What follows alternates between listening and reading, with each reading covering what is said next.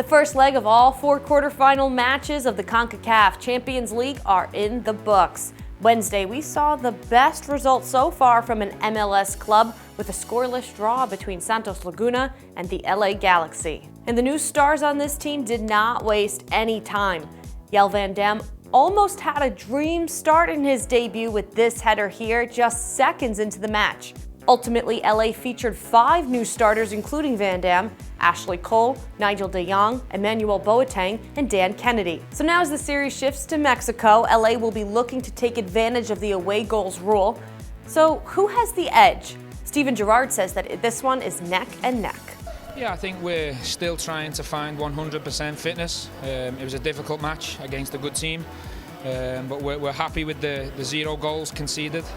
And we expect a tough match next week, but I think it's still 50-50 game, so we keep fighting. In RSL Tigres, the Mexican champs kept a clean sheet against a visiting RSL squad. That has a lot to be proud of in the showing that they put on against a heavily favored Tigres side.